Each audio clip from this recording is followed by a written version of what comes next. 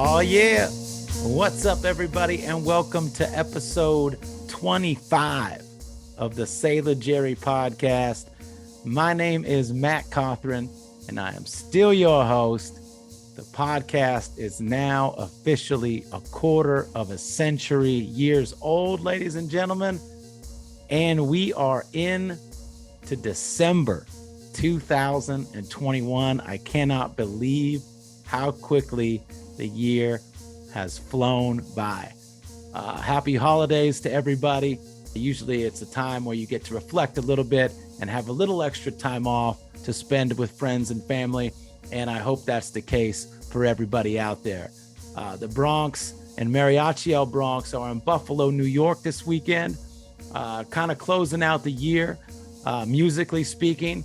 It's the last Bronx show of the year at Tid the Season. And it's, believe it or not, the first Mariachi El Bronx show of the year. So it's going to be a really special weekend here in Buffalo. Super excited to be a part of it. And then we go home, and El Bronx has two more shows in Long Beach and down in San Diego before the year is over. So, a lot to be stoked on, a lot to be grateful for, and a lot to do.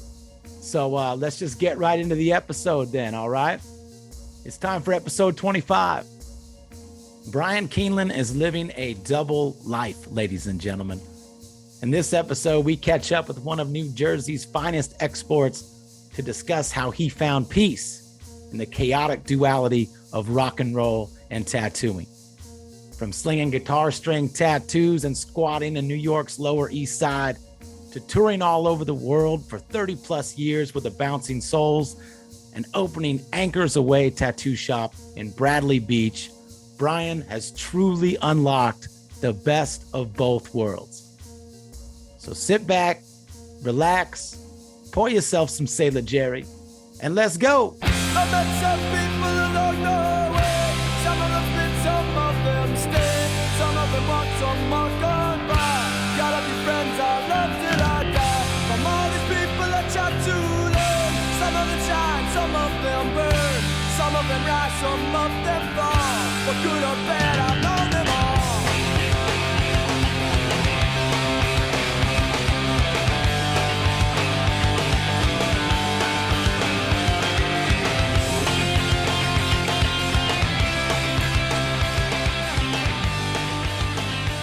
How you doing, my man? It's good to see your face. You too, man. How you doing? I'm hanging in there, dude. I'm hanging in there. It's the end of the year. It's been a crazy year. Bronx shit is still, 9 to 9, not even 9 to 5. We're still going, all hours of the day. So, but I can't complain, man. Life is good. Life is good. How's Jersey? Life's great here too, man. And that's great to hear about the Bronx. Life's what you make it. Yeah, man. Yeah, absolutely. And I wanted to, before we dive in, I just wanted to say I appreciate your time. Thank you for being on the Sailor Jerry podcast, my man.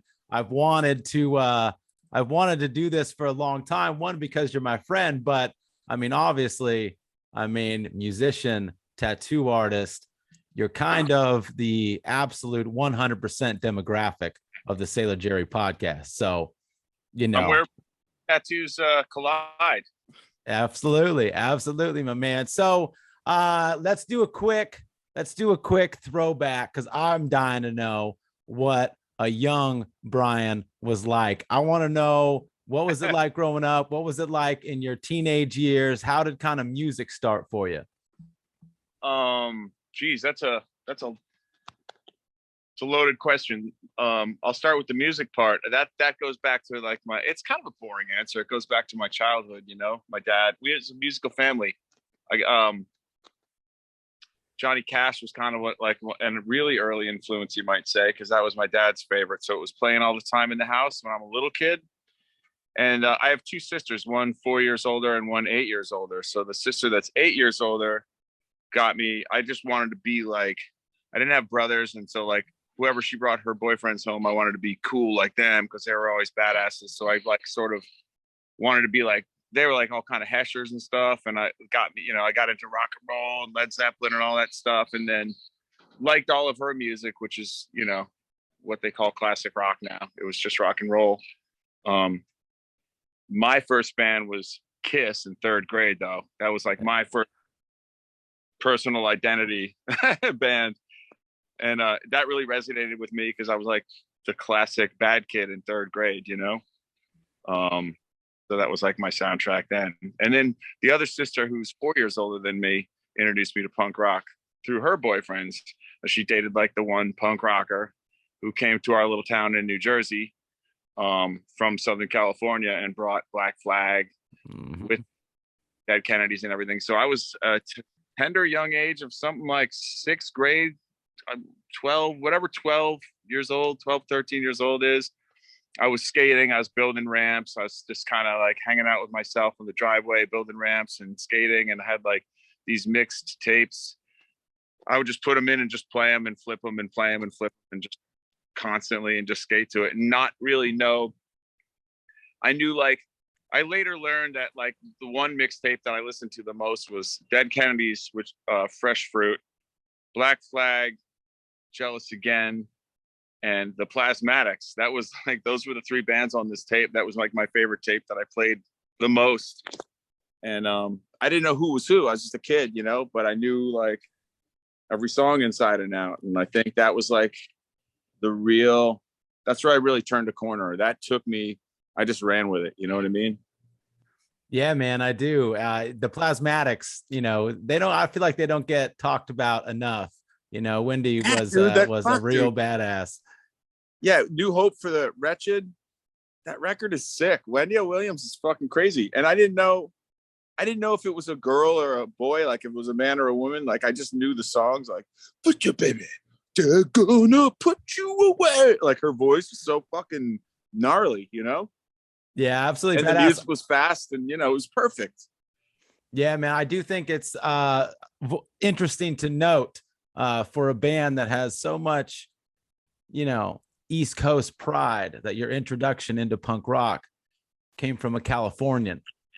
You know, I can't lie. My first punk rock didn't come from California. It was the first things was actually Black Flag was my favorite band. Hell yeah, man. It's funny with Flag, dude, because like you have, you know, they're one of those bands that, you know, especially if you're punk, you've heard Black Flag a zillion times, but I feel like they're one of those bands that I always kind of fall in love with from time to time, because you put it on, you know, I haven't listened to it in ages, and then you put it on, you hear Jealous Again come on, or, you know, you hear Clocked In or something like that, and you're just like, yeah. It's exactly. It's the first 4 years stuff, but like also the Henry stuff that was just like, I was too young to understand, like, I just got to close my eyes, that weird like Rollins stuff where you and you're just like, but you're like fucking not even in high school yet, but you're like having these you don't know, like I don't know, it just resonated with me, and I don't know, I should take some time and try to figure out how to put it into words, because it really was made a profound difference permanently in my life, that music. Yeah, and man. I have to give credit where it's due, and it's really Black Flag was the biggest single, if I did boil all of it down, the single biggest influence on me, because that like caused the biggest direction change and permanent direction change. I'm still moving that same direction, you know what I mean? Absolutely, man. It's amazing how, you know, hearing one band can set your entire life on a trajectory, you know, towards greatness, man. So when did you pick up a bass, and was bass your first choice? Because, you know, yeah, I picked up guitar like in grade school, somewhere in there, like where they introduced music and everyone could pick up an instrument. I think we all picked up guitar because we wanted to, like, just rock and roll and everything. Yeah. And I always had like that. My hands are strangely big for my size. I wear like XL gloves, like, and my fingers were kind of big, and I probably should play piano maybe with them, but they're perfect for bass, and they're a bit awkward on guitar. You know, of course it would take more patience for me to get proficient on six strings, but I picked up the guitar first and put it back down and was like, and then I found a bass and was like, that's me. and it is me. Probably, I don't know which came first, but I really respond to the frequencies and feel more comfortable and happy in bassland. And it was again back to Six Pack, like the intro to Six Pack, the song Six, that bass intro. You're just like, that's the fucking coolest thing ever to me. You know, a couple of things, a couple little like bass breaks. Even on that mixtape, I think there's one, I Killed Children. One of those Dead Kennedy songs. It's got like, and you just like rewind, you know. Yeah, man. I think there's got to be, at some point, there has to be like a list out there of best or most iconic bass intros, because there really is something in rock and roll or punk rock, hardcore especially, about just a badass bass intro, you know? Yeah, bass intros and bass breaks. Yeah. It's what's up, man. I still, to this day, I mean, I don't know. That's my comfort zone. I still love the same shit that I loved back then, you know? There's always room for more new things, of course, but you never stop loving that stuff. And you pick it up and you put it down for a couple of years and you pick it back up and it still hits right, you know? Hell yeah. And honestly, you are an incredible bass player, you know? So it's like, you're one of those guys that, you know, I feel like sometimes there's a lot of people who can pick up an instrument like that and just kind of play it to get by.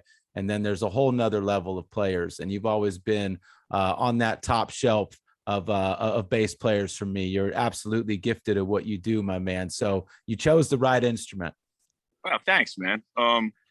I never thought of myself as any kind of like technical and wizard or anything, but I take pride in how I play. I think you know, playing hard is kind of what feels right. It's like you get the right tone when you fucking dig in on the fucking thing, you know. And that sometimes I mean, like it's funny because at my shop we have a little jam room. I mean, a little micro jam room at my tattoo shop, and we practice stuff. And like Rich and I learn hot water music songs because we both love hot water music, and that is some serious fucking. That's a bass player, man. That's a motherfucker. Jason Black he's a technical wizard. I mean, he's insane. So like, I learned Jason Black bass lines to practice bass, you know, and to honestly like to learn bass, because everything I write is sort of from the gut and it's just like by ear mostly, you know what I mean? Of course, I could tell you this is A and D, E, whatever key I'm in and stuff, and I know my scales and stuff, but mostly I'm just writing stuff like that I'm hearing in my head and then translating it to the bass. And same with like, you know, just all the songs. I'm hearing melodies and playing some melodies, trying to hold the root down. I don't know. I love bass. You're you know, you're representing rhythm too, melody and rhythm. Yeah, man. I mean, it's one of the best instruments out there for sure. When you first started, you know, when you were running around in the early days on the East Coast here, did you have a crew? You know, were you going to shows? I know you were listening to records, obviously, but kind of before the Soul started, where were you at in your life? What were you doing? I was in high school and hanging out every day with my best friends, which was a small group of like-minded punk fans who turned out to be the Bouncing Souls. I mean, it was me. So it was me, Pete, and Greg. You know, exchanging mixtapes, discovering music together, getting into music together, and going to shows together. Going to shows was like, you know, school would end, we'd all go to my house, skate the ramp, dick around. Pete didn't skate as much in high school, so he was like, it was like let's jam / let's skate. So it was like a mix of both things, you know what I mean? I'd play. Pete played his guitar, I played my bass. Greg would be out there skating the ramp, I'd go out there and skate the ramp. Pete would, you know, it was like, I guess it's what we do now. Just drink beer together, make music together, and hang out together. Skating's another thing that was like so huge, such a big deal to me, you know? I thought about it all the time. Went to bed thinking about, wake up, skate all day, always have your board with you, street skating. I mean, it's vert skating, and then until I graduated and kind of moved in with the band, and then it was like street skating. In the '90s, it was more street skating. So I didn't have a ramp. You know what I mean? Yeah, yeah. I don't know if you've seen the Gator documentary, but there's a crazy when they talk about the transition from ramp to street skating. It's so wild, like how many guys were just killing it on the ramps and then just couldn't convert to street skating. I mean, it's gnarly, man. It was a super crazy transition for a lot of pros, a lot of skaters. And that documentary is obviously insane because of the Gator story, but it's pretty interesting.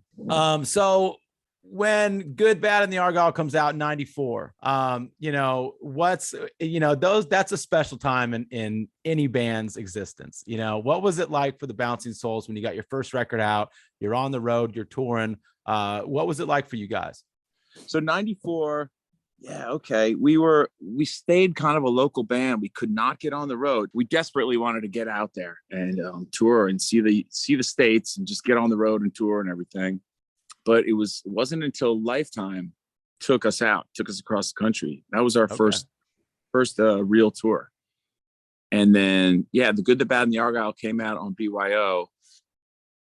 And man, this was so great. We went on tour with 7 Seconds and Youth Brigade. We did the whole US. And it was the 10-year anniversary of BYO Records. We toured with those guys, and played some of the coolest shows of our lives. That's awesome, man. And as the band kind of grew, you got Maniacal Laughter comes out in '96, and Bouncing Souls comes out in '97, which was the first Epitaph record, right? Right. The Maniacal Laughter era was just kind of like went from there. It was like us and Youth Brigade; those guys were our mentors, and 7 Seconds. We were like also one of my favorite bands in high school and beyond. Yeah. Same. Both of them actually, but 7 Seconds in particular. Those two records were like my favorite two, The Crew and Walk Together, Rock Together. But anyway, great guys too. Maniacal Laughter, that era was straight touring, like completely just. It was like that was like a kind of like a sort of threshold we went through where we wanted nothing more than to do the band, and we wanted everybody to hear the band. We were like on fire, super inspired, writing music and living on tour. And when I say living on tour, we stopped being able to afford to pay rent because we weren't home. So we had to give up our jobs. So you had to like cross through that threshold where you like take that leap of faith. Now you're unemployed because you spend the majority of the year on tour. Now you don't have a job. You don't have any real income. You got a $5 a day per diem. And that was a couple of tours in. We started like giving ourselves $5. Now you can't pay rent, so now you're homeless, and now you just want to tour because you don't need a home because you've got like a little slot of space in the van and your sleeping bag, and so you can live there. You're good. You have a purpose, and you have a place, and it's warm, and you're good. And so that happened. Maniacal Laughter, shit got really pretty punk that way, Yeah. And I'm so proud of us for this, and everybody in the band. And people ask me all the time, like, people coming up and like starting bands and whatever, and like, can I give them some magic advice? And I'm like, you really need a band full of people all willing to take that chance, because at least, I mean, everything's changed now, of course, but that was a critical thing that we all just were like, we're putting the band first. And if that means like I got to go live with my parents again and I got to move back in with my tail between my legs, or which I didn't do, it's another story. I was like, nah, nope, I'm living within my means, and if this is what I earn, then that's how I live. Blah blah blah. Like I was all proud of that, and fucking just went straight homeless. And I wanted to go to New York anyway, so I just took my homeless ass there. And I was like, I could be homeless here. Just like started sleeping in the park, Tompkins Square Park. Yeah, you were squatting for a while, right? Yeah, yeah. For about 5 years, 4 or 5 years, I was living like that. I slept in the rough a little while until I met some nice people who lived in squats, and then I started staying with one person and became a housemate, and eventually.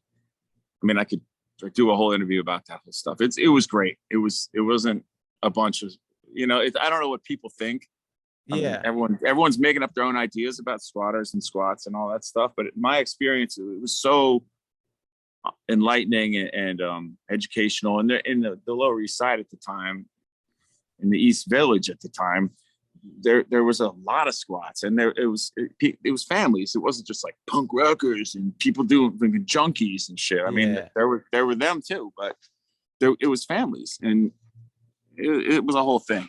And they had eviction watch. I mean, there was like people versus the city and people versus authority, and there was a whole lot of stuff. And there was meetings, and you'd go to meetings, and like the squad I lived in Serenity, we had house meetings, and you have to be an asset to the building to be there. And so like you make yourself useful, and you know, I learned like I kind of was okay at carpentry and at sheetrocking and stuff, but I kind of like learned a trade while I was there from professionals that lived there too. You know, like we're fucking you need 2 layers of sheetrock on this entire hallway. Like we're doing stairs, and we're doing them up to code for the city. We got a chop saw, and we got girders, and we're out on the fucking sidewalk. And you know, these were work days. You know, there would be a work day, would be posted downstairs by the door. You know, like, and you show up for those work days. You know, and you pay your dues. It was $20 or something. It was like affordable.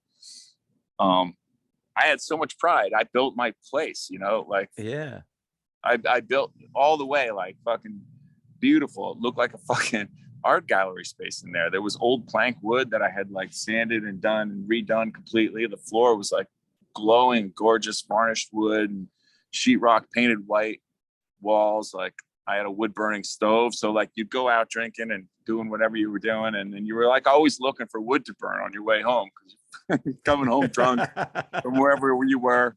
And it's funny how like you train your brain to look for something. Like, I'm looking for wood, I need wood to burn. For years after I didn't live in that squat, my eyes are always looking. Even now I'm still looking at people's garbage. I'm like, oh, that's useful, I could do this with that. And like the brain does these things. But anyway, squatting, that was the thing I did for a bunch of years, and it was out of necessity, you know, but also dedication too, you know. It was dedication to the band, and it wasn't totally necessary. You know, it wasn't totally necessity. My parents have always been there for me. I don't have like that kind of beef with my parents. I could have moved back in with them, but like I couldn't. I just couldn't do it. My pride wouldn't let me, and like I just was like, no, no. I'm gonna do this. You know, I think that my dad had planted that in my brain. You know. He's an impressive man. I wasn't going to be like, like, can I come stay here again? You know, I'm like, no, I'm fucking conquering the world. You know, I don't care how the fuck my body lives and sleeps. The fuck I sleep, eat. I don't give a fuck. You know, you don't need much. You don't need much to be happy. You don't need much. And at those days I was living out of backpack, and I was like, that's all I need. You know, and it's like, I learned lessons like that I've taken away for the rest of my life. Like, that's not how you're happy. This is happiness, and this is not. And like, this doesn't make you happy, and things don't make you happy. I learned those lessons like in those days. So whatever. That's so cool, man. I'm digressing. I'm sorry. No, I was always super curious about that part of your life, because honestly, when I would see the Souls early on in the 90s, there was that vibe when you guys would come over. It was like, here's this band. They're not necessarily like a hardcore band, but they're hardcore dudes. Like, these guys are living it. And I think that was one of the main things that I got from you guys outside of loving the music. It was like, you guys had just a vibe about you, that you were just this gang, you know what I mean? And it was a really cool thing to witness and to see. And then later on, all these years later, it's still the same way. And I think that for you to learn lessons, you know, early on in life about what is real happiness, what's important, what's not, it makes, you know, later in life so much easier when you find things that, you know, that are really meaningful and worthwhile. You get it more, you appreciate it more, you know? So I think it all plays in, man. I think it all plays in. It's really cool to hear about that.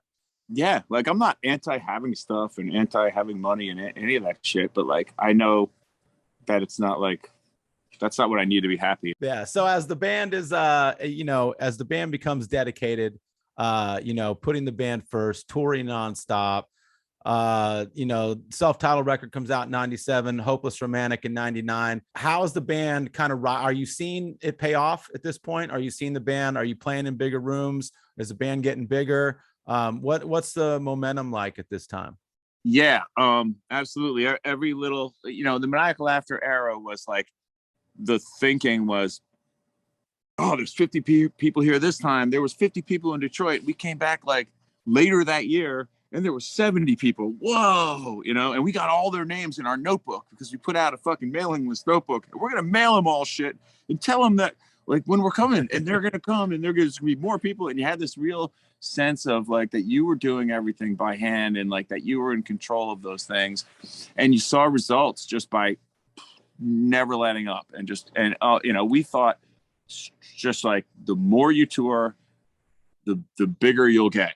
And for a long time, I think for that period of time, like we were seeing those results and we were really happy and it kind of kept it. It's like a carrot on the stick. You just like, we didn't know what we wanted. It just felt good to feel like we were getting somewhere and doing something and more people and it's getting bigger. And like, it just felt good. You know, you want everybody to hear your songs, you know? Yeah. We had a real, and we were real like, cause we had done everything ourselves. Like we, you know, we put out our first record ourselves and like, then BYO wanted to sign us and we were like, we don't want to sign to you guys, but we'll license it because we do everything ourselves. DIY. We're so punk. And, and then you learn like, you know, oh, you can't live in a van on tour and do everything yourself. Even though we're all in the van, filling out mailing cards and doing like, we really literally were doing a lot of the shit, but like, we've also learned that like, we can't run a record label. We're not businessmen. Like we can't do all this stuff that like the Sterns do.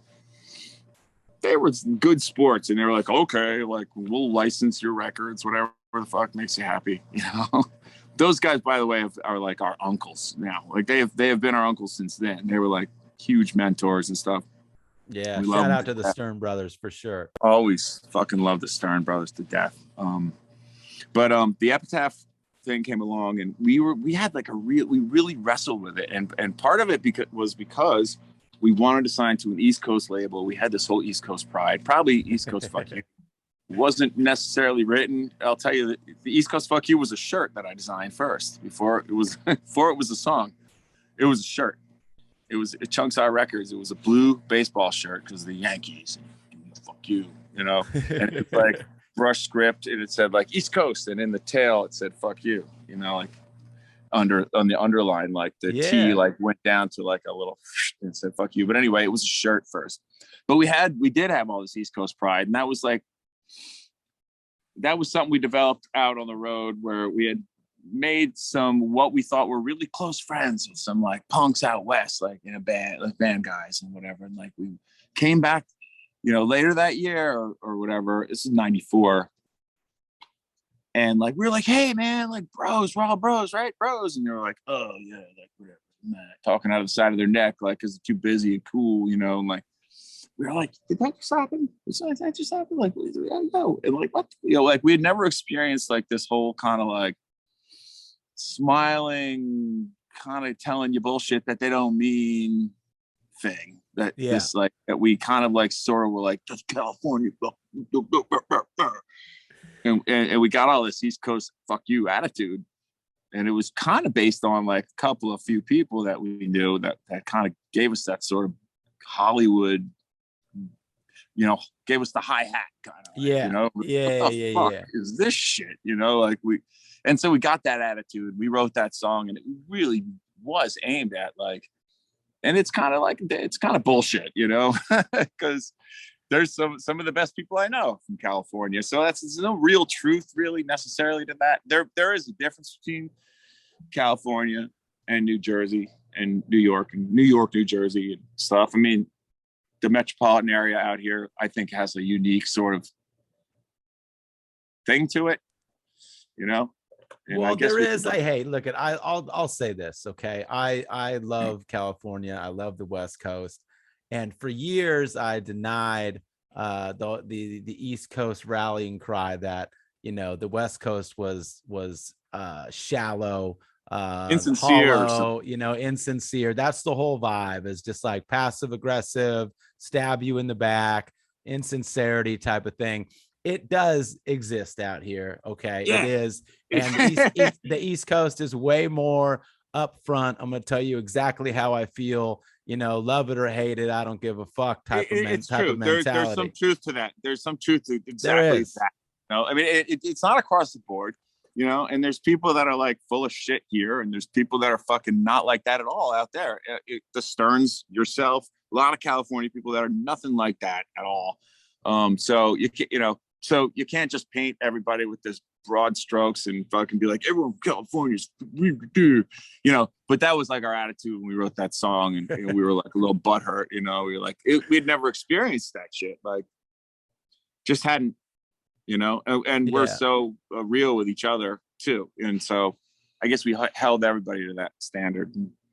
That's not fair either. Not everyone's gonna meet that bouncing No, soul standard. That's unfair, no. Brian. We're brothers, you know. We're fucking brothers. That. Like, what a blessing to have brothers like I do, dude. It's the best thing in the fucking world.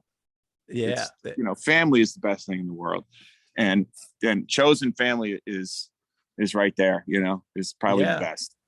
Absolutely, man. And so, I want to fast forward a little bit to how I spent my summer vacation, which is, you know, my favorite song of yours, Gone, and a huge song of yours, True Believers, on that record.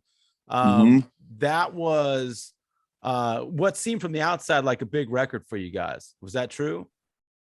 Yeah, I think we were in full speed at that time, like all of our momentum. You know, we self-titled, we were just throwing everything out there. Like, I don't know, it was a little less focused. There's some songs like, why'd you put that on? Everything that sounded remotely like a song we like put on what? there. Like what? The toilet song? I love the toilet song. The toilet song's awesome. There's a few though that I cut off, but anyway, you don't need 16 songs on a record or whatever the fuck is. True. But back then we thought like, oh, like we're gonna give them more value. We're gonna give them more songs, like. And beach, it was that punk, like that mentality of like cheaper prices and just guilt and give them more, like, you know what I mean? Kind of like, yeah. Well, that was the whole thing, man. You guys had like a Kinda code. hippie. You guys had a code that you really lived and died by, and it was like it was something that really separated you guys from like most bands, really, to be honest, because it was something that a lot of bands like say. And maybe they kind of stick to, they waver on it. Or if someone comes along and says, hey, you know, what about this for this money or whatever. But you guys had a fucking tight code, man. We did. I think, like, you know, that this the spirit of Ian MacKaye was always floating around the room a little bit. You know, it's good to a point. You know, it can be detrimental too. You can just get like caught up in that like guilt and whatever. But yeah, we to us, like, you know, and everybody has their own definition of punk, of course, and you can't just, there is no single definition. But one thing we had incorporated, I guess, was a lot of that stuff, that kind of like in the mid 90s, early 90s, like there was maximum rock and roll, and there was a lot of finger pointing and a lot of people like just judge. It was very judgy. It got really judgy, and I think that, you know, we wanted to be unquestionably punk, and like we you know, like we just like we held ourselves to all of those standards. And I think some of it got a little extreme. Like we didn't, you know, like they're getting a good record if it's 12 songs. It doesn't have to be like fucking every little thing and keep trying to write like songs that you're not even really quite cross-examining these songs. You're just putting them on there and you're just like, you're giving them more bulk. It's how cheap are you selling these CDs for? That's too much. You know, the shirts should be this, like, don't, you know, all that stuff. It's like, yeah, we were really in the thick of that stuff. I guess it's still part of our thing. I mean, like, you know, obviously integrity is everything. Is, you know, you're putting something out to the universe. Like, you're only going to be here a short while, and that thing you put out there is going to outlast your little meat bag life, and you're going to be gone. You know, like, hopefully you put something good out there, and you know, in the quality of your lyrics and also how you did things, you know. And to us, it was a big deal how we did things. Yeah. And I think it- it's okay for a band to start off with like a tight code, especially in the punk community, because you might not necessarily know what's out there waiting in the world for you in the music industry. I mean, there's all sorts of bullshit out there, but everything should be loosened and adapted to on your own terms. You know what I mean? Like, you start with one ideology, you keep that the whole way through, but by record 5 or 6, a few things, what's gonna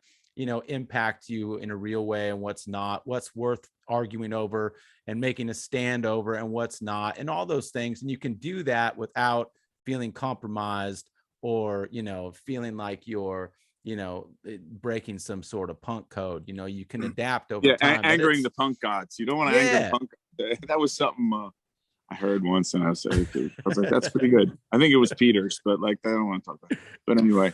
Oh yeah, he's lost his mind. Right, but this is like '98. We toured the States with the Bombs, and they were so great back then. And he's like, God, they were so good.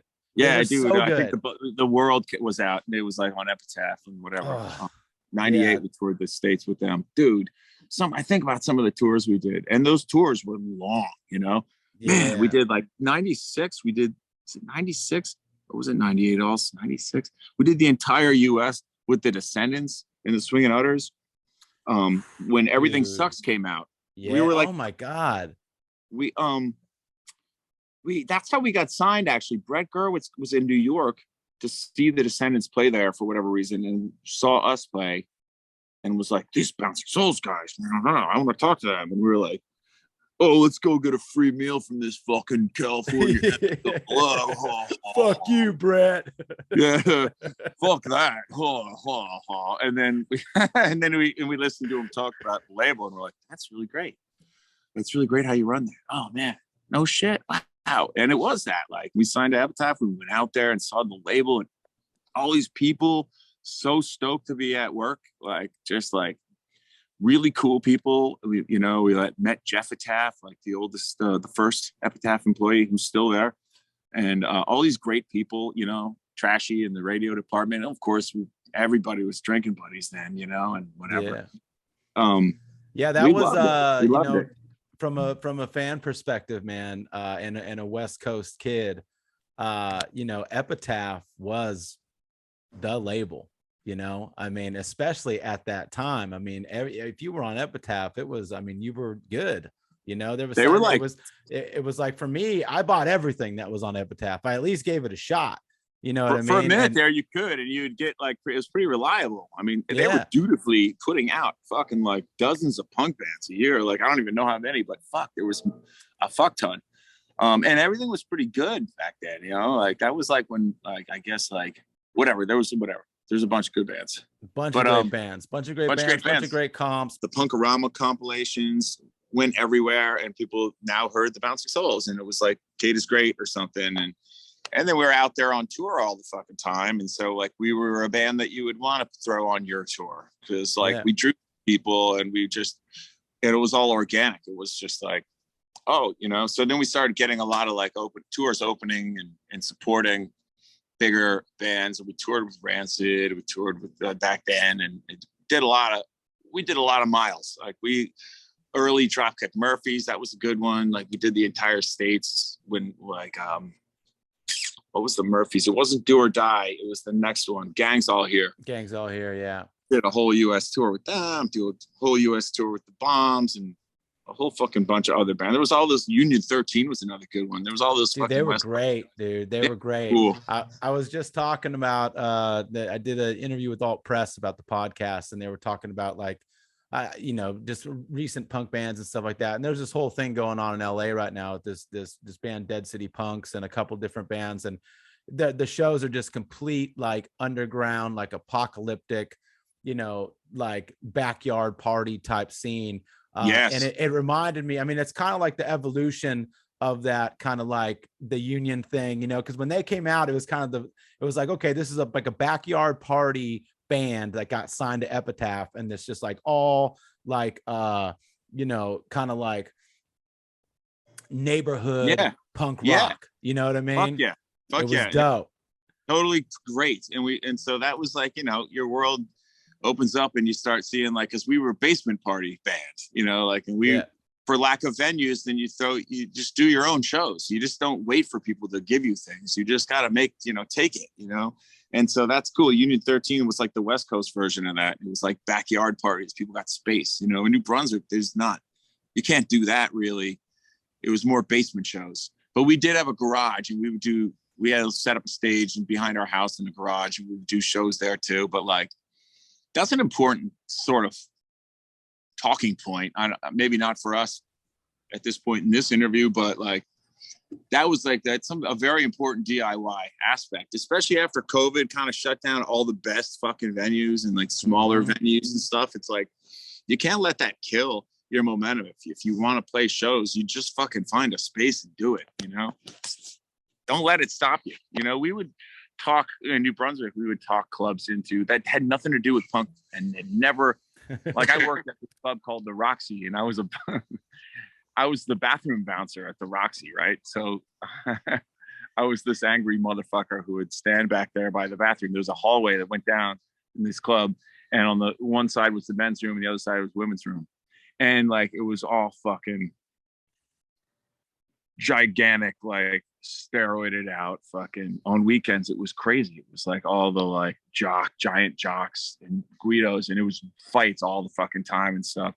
And they would like go in the bathroom and like piss in the sink, break the toilet seat. Like, they would just kept destroying the bathroom. So there had to be a bathroom bouncer. But anyway, my job was to grab these people and fucking like march them out the fucking club and basically hand them off to a real bouncer, because I was way too small to be doing that job. But I had all the fucking piss and vinegar to do it. But I talked those people into letting us do a punk show. And it was like, then for a minute we were doing punk shows at the Roxy. And then like that kind of spread. Across the street was the Melody. And they were like, oh, we're doing some shows. We'll do some shows on Sunday. We'll do a matinee. You know, you have to do shows. You got to find a place to do it. If you have to go to the local, get a job, you get friends with the boss and then talk them into it, or fucking just rent a house that has a basement, figure it out. Yeah. There's no greater like feeling for like a young punk than like scamming a club that has no idea what a punk show is into putting on a punk show. Right. I mean, you know, and then you, at the same time, you want to be able to put on another show at the same place. You're like, oh no, don't destroy anything, you know, and don't put stickers all over the fucking place and whatever. Yeah, like, I don't know if you saw it. There was it was like 2 years ago, something like that. There was like a punk band that basically like somehow they scammed their way and they loaded gear into a Denny's. It's brilliant. They invited all their friends. Yeah, I have. It was seen that so video. Great. I have seen that video. There you go. I mean, like, whatever it fucking takes, you know. I don't know what it looks like, you know. Maybe it's a Denny's. Like, what does it look like in the middle of America? You just find your fucking spot. If you're in fucking Indiana, you've got a cornfield. You know, there's always room. When you were bathroom bouncing, I mean, I know, you know, I mean, we're not gonna get into you know, any sort of, you know, over the top bravado here, but you know, are you a fighter? Were you mixing it up in the day when Bouncing Souls was touring? Were you the guy that was holding the line? I was scrappy. I was angry and scrappy, and because I was skinned. So you know, you don't back down. You don't say sorry. You know, like when like I wasn't any tougher than Pete and Greg, but like I had something to prove, you know, like I was looking for fights. I was looking to prove myself. And I found them, of course. Yeah. You get in some fights. As you go out, look at boots and braces, you're going to get in a fight probably. And I did, and I liked it. I didn't always win. And then I finally got into martial arts. Age 25, I started training at Shaolin Temple, which is giant. I mean, I did that for 6 years, giant confidence booster. Yeah. Didn't necessarily make me that much better of a fighter, except for the confidence though. And that's like a huge percentage of a fight, you know? Yeah. And then I did kickboxing for a couple of years. And that's when I like really learned useful shit, like truly useful shit. And then one of the biggest differences is when you train martial arts is like, instead of fear, your brain's already thinking what you're going to do, you're scientifically thinking what you're going to do to this guy. And it's like a game, and it's something, it's training. It changes changes the dynamic about getting in a fight and stuff. So yeah, that helped a lot. And whatever, gotten in a handful of fights, I guess, but I'm not like the legend of Bryan Kienlen's fighting. There he is. He's so awesome. I saw him beat up 30 guys once. This guy's amazing. Oh no. But enough to prove what I needed to prove to myself, which is what the point was, I guess, and to work out some, I like to think I'm a lot less angry than I used to be. I mean, that comes with age too, but I had something to prove to myself too. I like it, man. I mean, I mean, you've lived it, man. You've lived it. And the whole time, Bouncing Souls is putting out records. Anchors Aweigh 2003, Gold Record 2006, Ghosts on the Boardwalk 2010. They just keep on coming. Did you guys ever come close to kind of like breaking it or calling it or moving on? Or has that ever been, something that kind of happened or came close to happening rather? I guess you get kind of close to that edge when you just keep pushing and you don't, we were off balance after so much touring. Like we just never fucking stopped. I think it was like 06, 07, 8. Yeah. Before it sort of occurred to us. And I think it was Dave Haas, who he toured with us as our guitar tech for like 5 years. And it was actually, he said something. He's like, we were back at some club in Canada like the second time that year. And it was like, maybe this was 06, 07 or something around there, coming up on 20 years. And we were like, here we are again, and wow, there's less people here. Well, you were just fucking here fucking 5 months ago or whatever. Yeah. And Dave Haas was like, dude, you guys should like consider like pulling back a little bit, And we're like, oh, because we were stuck on we were stuck on one thought, and it was the one single thought that was driving us. We're like, the more, like, the more you do, the more everything. Yeah, like we got to points where we were like, I don't feel like I'm not happy. Like I don't want to be here. Yeah, I don't know where I want to be, but yeah, you're off balance. You overdo it, and so we learned our lesson around the 20-year anniversary. We sort of like pumped the brakes. We're like, oh, let's go on a hiatus, and then the hiatus was like, couple of months. It was not really a hiatus. We didn't know how to do it. We're like, oh, that show sounds good. Okay. And we just kind of, but like we've now really become masters of controlling the flow. Yeah. And we do like 2-week max, and we call it a gentleman's tour. It's a gentleman's tour. Anything more than 2 weeks, you're like, you kind of thinking about home. And so that ain't right. And the difference now too is that we don't have to do it. It's not our job. Like it was our job, which was something to be proud of, that we didn't have other jobs for the longest time because I'm a musician. That's my one job, but like for one thing, it's like it gets to be exciting and new again when you have another job, and then you like take a break from that job to go out on tour and see your friends and write songs and get in a band.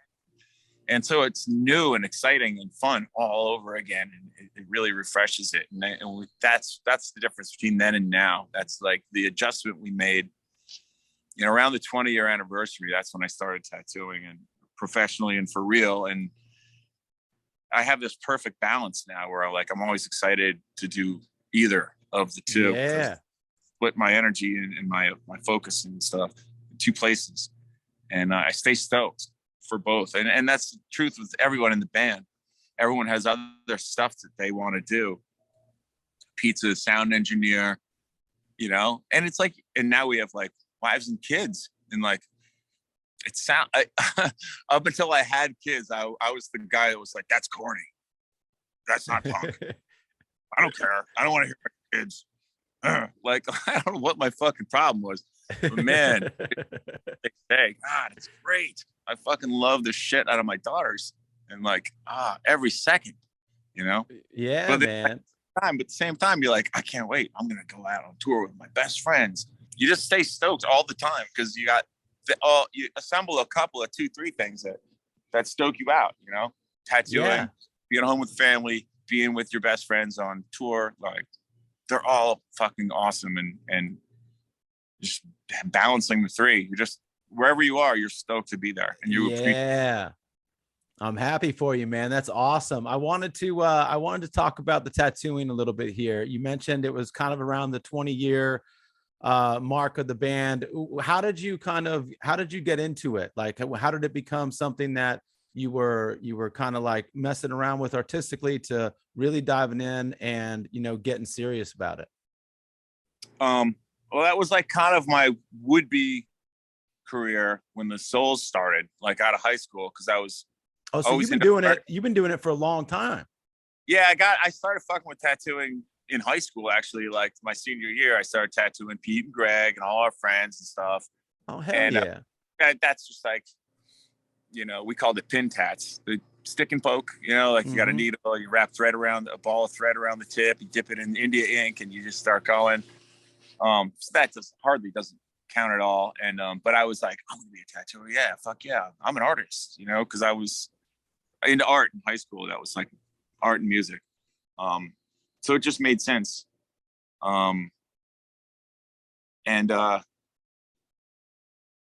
It went on, it, you know, got put on the back burner because I was like, I'm going to go to art school. And then I applied to all these art schools, got into these like good art schools and stuff. And I was like, nah, fuck that, band. And just blew off college.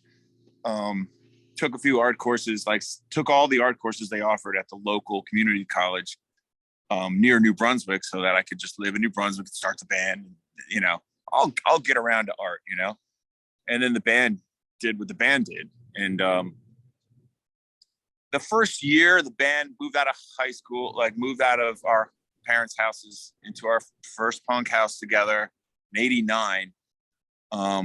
It was us and our best friend Ugly Bill and Wig, these two other dudes.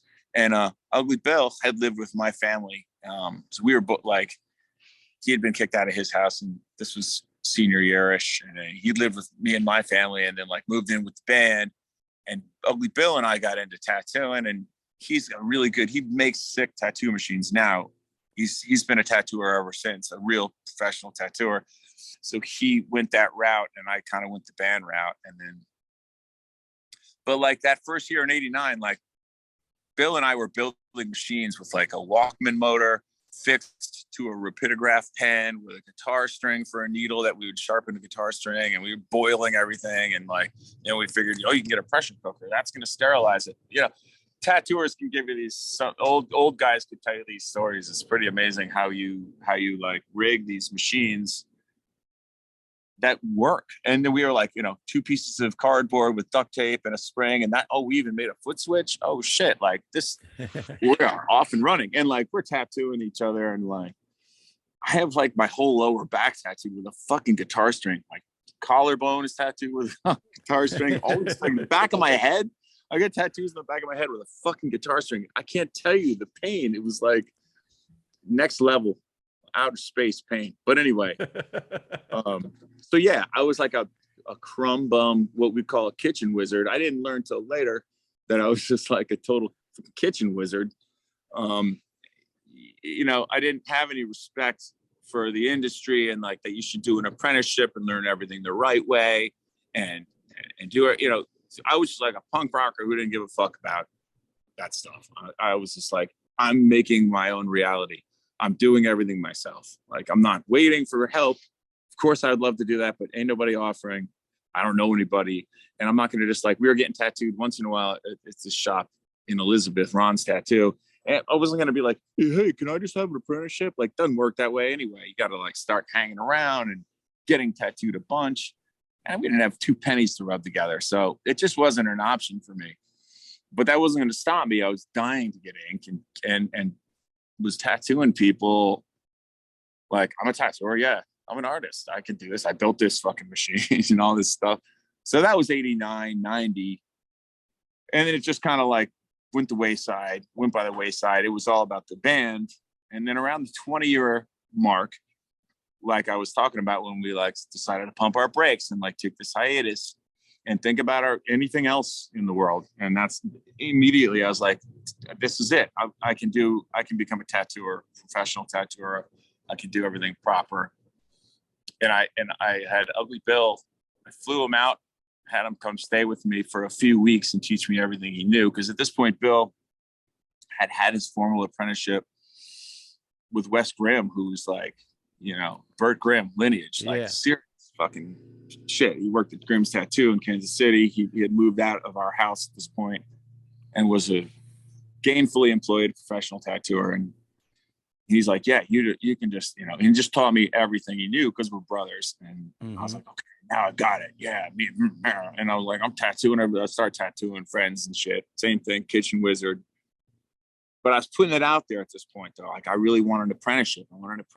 And I, you know, someone who I tattooed knew someone who owned a shop and whatever. Some, you know, word spread. And, yeah, Josh said to give him a call. He'll give you an apprenticeship. And so I got an apprenticeship at a shop, Immortal Ink. Josh Cohen gave me this apprenticeship. And that's when history really begins for me as a tattooer. I can tell you all the punk rock shit, and the DIY shit, and the Kitchen Wizard shit.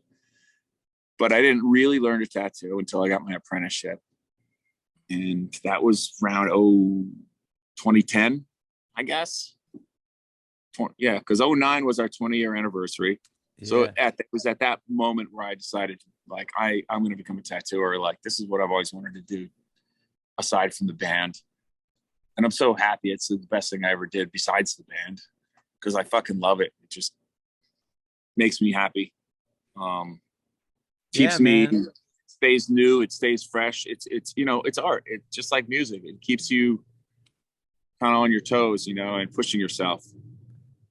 It's cool. It's one of the things, you know, that I love to see, you know, especially in my friends is them doing stuff they really love to do. And you can tell that you love tattooing, you know, the same way you can tell you love, you know, playing music. You know, it's something that you really kind of live for, and you excel at it. And I think it's a really, really cool thing. And, you know, you have Anchors Aweigh, and I know it's not in Asbury. Where technically is it located?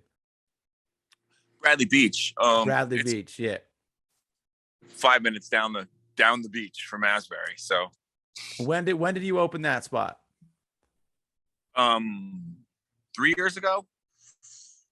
So between the time I opened my own shop 3 years ago and the time I got my apprenticeship, I worked at two shops in New Jersey and learned everything I could during those like 10 years, maybe less than 10 years, whatever. I'm not doing math right now. Don't do math. Don't do it. Some kind of years I worked at shops and, you know, busy street shop doing walk-ins, and that's how you fucking learn. And you learn by, you know, they say you do 100 bad tattoos before you do one good one. And that's true. And then you do the one good one, and then you do another 100 bad ones, you know, like, and I'm exaggerating, but it's a long process, and you make mistakes, and you need to work with people who are better than you. There's no substitute for that. Like, you can't learn in a vacuum. Sure, there's the internet and whatever, but like, I'll always say there's no substitute for working with people who are better than you. That's the best way to get better and be inspired and learn. You can't stop learning either. So, I mean, and of course the internet's a great source, and social media. I mean, we're all on Instagram, just sniffing each other's butts. You ever do any Sailor Jerry tattoos? Of course. I mean, who hasn't, right? You know what? I like to think of Sailor Jerry, his flash, as being pretty much the perfect line weight per tattoo size, if that makes any sense. So like a piece of Sailor Jerry flash, if you blow it up or make it smaller, to me, that's the right line weight for a traditional tattoo. You can bulk it out a little bit, but not too much. And you can make it a little skinnier, but not too much. Like, it's just right on the nose. Sailor Jerry was a huge influence for sure. And couldn't be happier if someone just asked me to do a Sailor Jerry tattoo. Of course, it's seldom. Everybody comes in, they want their idea, and that's cool too. But it's like so fun if you could just do a Jerry tattoo. Yeah, it was cool when I got to come by the shop and get tattooed by you. You know, not when was that? That was like I don't know. I was a little over a month ago, I think, something like that, maybe 2 months ago on the Rancid Dropkick tour. It was really cool to spend a day with you at the shop. The shop is absolutely amazing, man. And you know, I'm so stoked for you, brother. Between, you know, the family, the band, the shop, everything, you know, going good for you right now. It's just an amazing blessing. I know you got a lot going on, so I'm gonna let you go. But you know, real quick before I do, what do you got coming up? Because I know, are the Souls doing end of the year shows or anything like that? We got some shows coming up. Wait, hold on. I'm in the dark. I'm in the back door of my shop because we're in the same building as the brewery. Oh, hell yeah. I'm just gonna come in here. Yeah. Give us a quick little tour. I'm gonna walk backwards. All right. That's Rich. He's tattooing. Yo, what up, Rich? How you guys doing? Rich can't see. He's got his like super duper magnifying glasses. What up, Rich? This is my shop. Oh yeah, let's take a look at what's Rich doing here. Hold on. Oh, hell yeah. Yeah, that looks great. It's a single needle dog portrait. That Rich Cahill with the single needle stuff. Hell yeah. He's fancy with that. Fancy. I'm like, I use about 13 or so more needles than that usually. It's a bass player maneuver. Yeah. There's some Sailor Jerry. Think I don't got Sailor Jerry stuff on the wall? Come on. I knew you would. Of course. You know, ships. I'm at the beach. Ships and swallows. Love it. That's a Paul Doubleman here. Love that Paul Doubleman too. Anyway. Yeah. Paul Doubleman's awesome, man. I'm hoping to connect with him you know, in a couple weeks here for the podcast. He's a great dude. Oh, he is a great dude. Him and his brother. Super fun guys too. I've got a couple holes in my collection over here because some of the stuff is actually on display. That's at I got a little art exhibition thing going on at Asbury Park right now. So I took some select paintings off the wall here. But yeah, there's some of my paintings. Whatever. Hell yeah, man. No, I'm stoked we got to see the shop, man, because I was really, really hoping you know, we could give everybody a peek at it because it really is a great spot. And you got the knife. Oh, don't go in there. I got the knife. Talking about. Look at that beautiful painting. Mm-hmm. Oh, look at these. Taylor Jerry stuff on the wall. Get out of here. Come on. Yeah. Oh, that's right. Knives. All right. I know you were about to hang up with me, but I'm going to throw a couple knives real quick. Yeah. Let's throw some knives. The backyard. I got this knife target here. All I have is this motion sensor light, so it's probably going to go off in a second. But yeah, we built this knife target. We got these throwing knives. And this is how, you know, in the daytime, this is how we blow off steam. Yeah, you gotta throw one knife. All right, this is played. This thing oh yeah. That was solid. Oh yeah, looking good. In the dark, no problem. Definite kill shot right there. Definite kill shot. Right to the heart. Right to the fucking heart. So what are the Souls got coming up? All right, so the Souls, we just did some dates. We usually do some stuff around Christmas, like December. I think all that we have left is 2 dates in Denver, one of my favorite cities, with Suicide Machines and Face to Face. Nice. I love that Denver. Just love it. Yeah, me too. I don't know what happens after that. Nothing until spring. We're going in the studio in December. Hell yeah. We're doing a week in December and then like another week, a couple weeks later or something. We're going in with Will Yip again. We're going to put together some kind of record.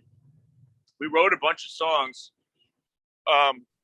Over the course of the pandemic, we wrote a collection of songs based on people that we met, Souls fans, and wrote a song for each of them, like 11 songs. And we're going to take them into the studio and probably refine them. I think that's the plan, plus whatever else we might write along the way between now and then. So we are going to record a new record. and that should come out in the spring or something, summer. The Beast Yeah. Rats are dropping the record in May, I think. Hell yeah. Honorable mention goes to the Beach Rats. That's a side project band that is me and Pete from the Souls, and Brian Baker, famous punk rocker of Minor Threat, Bad Religion fame. Mm-hmm. And he's a Asbury guy now, right? Yeah, Neptune. Again, same thing, same cluster, same Jersey Shore. We got Brian Baker. We got Ari, the singer of Lifetime. He's our singer. Hell yeah, man. I'm stoked to hear it. I'm stoked for everything you got going on, brother. I appreciate your time, Brian. You're the motherfucking man. Thank you for being on the Sailor Jerry podcast. You too, brother. Stay up. All right, man. Peace. Peace. Oh, yeah. That's a wrap on episode 25 of the Sailor Jerry podcast, ladies and gentlemen. As always, a huge amount of thanks and gratitude to our amazing guest, the one and only Bryan Kienlen of the Bouncing Souls. Bryan, thank you very much for your time, my man. Appreciate the conversation as always. You can give Bryan a follow on Instagram at Bryan_Kienlen. You can also follow the Bouncing Souls at Bouncing Souls NJ for New Jersey. And, you know, just Google Bryan, Google the band. All the information is out there. You know what to do. You can also follow Sailor Jerry at Sailor Jerry. You can follow me at 213 Mattman. Of course, do not forget that Sailor Jerry spiced rum is made the old school way, 92 proof, bold and smooth as hell.